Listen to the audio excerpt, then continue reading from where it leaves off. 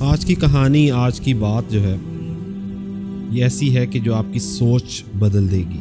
میرا ماننا ہے کہ اگر آپ اس کو غور سے سنیں گے تو آپ کی سوچ بالکل بدل جائے گی۔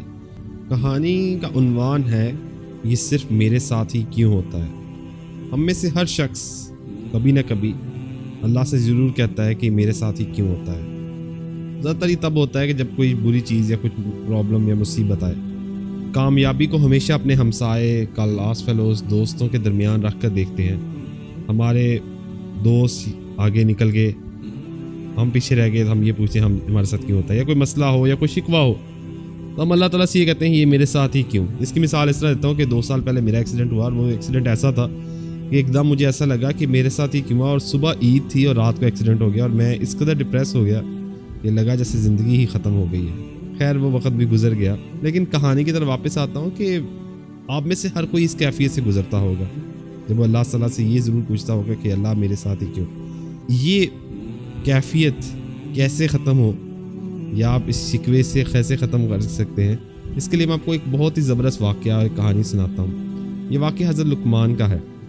مجھے یقین ہے کہ آپ کو اپنی کمی، اپنی خامی، اپنی ناکامی معمولی دکھائی دے گی۔ حضرت لقمان غلام تھے، یہ کسی تاجر کی خدمت کیا کرتے تھے۔ یہ تاجر ان کی خدمت گزاری، ان کی ایمانداری اور ان کی دانائی سے انتہائی متاثر ہو گیا۔ یہ ان کے عشق میں مبتلا ہو گیا، یہ ان کو عزت دیتا، ان سے محبت کرتا۔ تاجر کا معمول تھا کہ جب بھی وہ کھانے کے لیے بیٹھتا تو اپنے سے پہلے حضرت لقمان کو کھانا کھلاتا اور اس کے بعد خود کھاتا۔ یہ تاجر ایک دن کھانے کی ٹیبل بیٹھا تھا، کھانے کی جگہ پہ بیٹھا تھا، وہاں پہ اس نے حضرت لقمان کے سامنے خربوزے پڑے تھے، ان کی کاش کاٹ کے ان کے حوالے کی۔ حضرت لقمان نے خربوزہ کھا لیا۔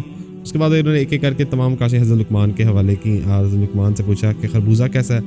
حضرت لقمان نے فرمایا الحمدللہ، آپ کی دی ہوئی نعمت پھیکی کیسے ہو سکتی ہے۔ تاجر خوش ہو گیا۔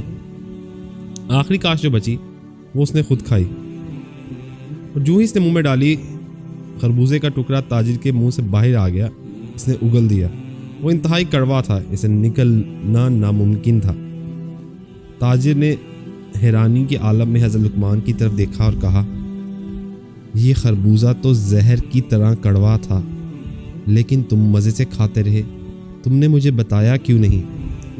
حضرت لقمان نے سر جھکایا اور آہستہ آواز میں بولے آقا، میں نے آپ کے ہاتھوں سے دنیا کی شاندار ترین نعمتیں کھائی ہیں۔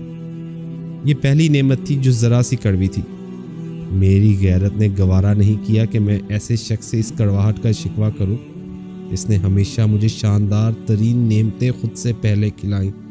حضرت لقمان نے فرمایا آقا، میں آپ کے ان مہربان ہاتھوں کے صدقے زہر تک کھا سکتا ہوں، یہ تو محض خربوزہ تھا۔ حضرت لقمان کی آنکھوں میں آنسو آ گئے۔ میں جب بھی یہ واقعہ پڑھتا ہوں میری آنکھوں میں بھی آنسو آ جاتے ہیں، اور سوچتا ہوں کہ اللہ سے اس ذرا سی تکلیف، زندگی کی ذرا سی کڑواہٹ کا شکوہ کروں گا جس نے مجھے 1490 رنگوں کی نعمت سے نوازا، جس نے میرے لیے دنیا بھر کی خوشبوئیں اتاری، جس نے میرے لیے سورج چاند ہر چیز کی نعمت سے مجھے نوازا، کھانے پینے کا حوصلہ دیا، جس نے مجھے سختیوں کا مقابلہ کرنے کی جرت دی، جس نے مجھے اپنے پاؤں پر کھڑا ہونے کا طاقت دی، جس نے زندگی کو میرے لیے مہربان بنایا۔ میں اللہ کے سامنے شکوہ کروں گا تو اسے کہوں گا کہ میرے ساتھ ہی کیوں کیا؟ کیا مجھے شرم نہیں آئے گی؟ کیا میں اس شکوے کے بعد اللہ کو اپنا منہ دکھا سکوں گا؟ یقین کریں اس کے ساتھ آپ کے تمام مسئلے آسان ہو جائیں گے۔ ہم جب یہ شکوہ کرتے ہیں تو ہم اللہ کو ناراض کر دیتے ہیں۔ ہمارا کوئی بھی مسئلہ ہو، ایک چھوٹی سی چیز، آپ پھل لینے جائیں کوئی چیز خراب نکل آئے تو ہم یہ کہتے ہیں ہمارا ساتھ کیوں ہوا۔